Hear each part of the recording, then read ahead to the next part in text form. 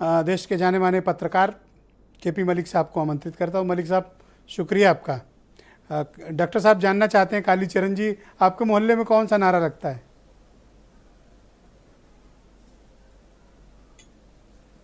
देखिए ब्रजेश जी, अगर आप देखें, मुझे नहीं लगता कि इस बार किसी भी नारे का कोई खास असर दिखाई देगा।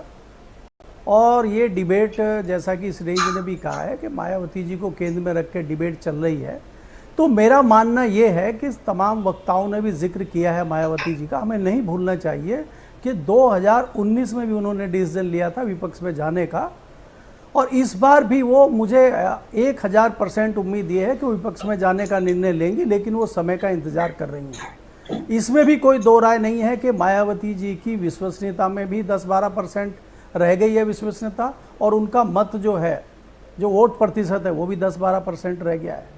तो इसको बढ़ाने की वो कोशिश करेंगी। एक तो ये बात है। दूसरी बात, अगर आप ब्रजेश जी देखें, जिसका जो घटना पार्लियामेंट में हुई है, उसमें मायावती जी का बहुत अच्छे तरीके से एक मैसेज लोगों को नहीं देने से अक़लियत का जो उनका वोटर था, उसमें कहीं न कहीं एक संशय में वो वोटर आया है। और वो मुझे लग रहा है कि वो मुख्य दल कांग्रेस की तरफ जा सकता है। जिस तरह से तुरंत राहुल गांधी ने एक्शन लिया है, तो मुझे लगता है कि कहीं न कहीं एक बड़ा मूव कांग्रेस की तरफ से आया है, और आने वाले चुनाव में इस चीज का कांग्रेस को फायदा मिल सकता है। एक अल्पसंख्यक बिरादरी मायावती, मुझे लग रहा है कि पार्लियामेंट के लिए राहुल गांधी के इस जेस्चर से क्या शेड्यूल्ड कास्ट के मतदाता प्रभावित हुए हैं? नहीं, शेड्यूल कास्ट के मतदाता की मैं बात नहीं कर रहा हूं, लेकिन मैं ये मान के चलता हूं कि मायावती जी के साथ शेड्यूल कास्ट के अलावा अक़लियत का भी कुछ वोट प्रतिशत है जो उनके साथ जाता है। तो उसमें तोड़फोड़ हो गई है राहुल गांधी के जाने से, और वो मतदाता जो है निर्णय ले सकता है कांग्रेस के साथ जाने का। और मुझे लग रहा है कि एक छोटा सा प्रतिशत वो भी है दलितों का, जो कांग्रेस की तरफ मूव कर सकता है, क्योंकि मायावती जी खुल के अभी तक नहीं आई हैं। और वो मुझे जो लग रहा है कि वो लास्ट तक इंतजार करेंगी, और अंत में वो अपना निर्णय ले सकती हैं कि वो विपक्ष के साथ चले जाएं, या उनको अगर ये लगे कि भारतीय जनता पार्टी स्ट्रॉन्ग बन रही है तो भारतीय जनता पार्टी के साथ भी रह सकती हैं। ये तो कम से कम मैं इससे तो इत्तेफाक नहीं रखता कि वो अकेले इल्जाम सहकर भी मलिक साहब, क्योंकि उनको पता है कि अकेले इल्जाम सहकर भी मायावती किसी भी अलायंस को लेकर अपना स्टैंड क्लियर क्यों नहीं कर रही है? देखिए, मुझे ये लगता है कि मायावती जी जो स्टैंड अभी तक नहीं ले रही है, वो बिल्कुल अंत में निर्णय लेंगी। तमाम इल्ज़ाम से उनको कोई फ़र्क पड़ता नहीं है, उनके ऊपर पहले भी इल्ज़ाम लगे हैं, लगते रहे हैं।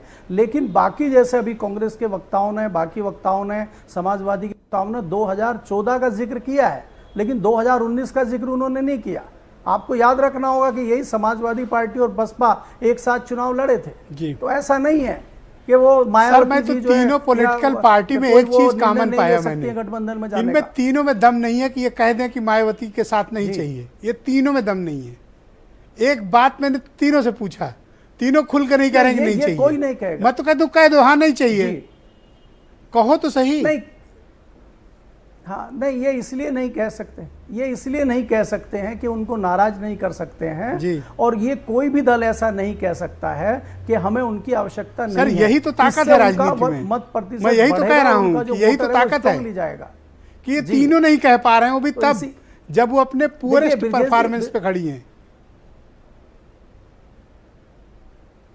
नहीं ब्रजेश जी, ये भी आपको मानना पड़ेगा कि स्ट्रांगली उनके साथ जो है लगभग 10% जो वोट है उनका, मायावती जी किसी भी हालत में रहे वो वोट नहीं टूटेगा, और 10% वोट उनके साथ जाएगा। इसलिए ये कोई भी सियासी दल हो, और इवन भाजपा भी हो, वो भी उनके खिलाफ कुछ बोलने की स्थिति में नहीं है। लेकिन हमें यहाँ ये भी देखना होगा कि समाजवादी पार्टी कांग्रेस पर इल्जाम लगा रही है, वो भी मायावती के खिलाफ कुछ नहीं बोल रही है, ये भी आपको देखना होगा।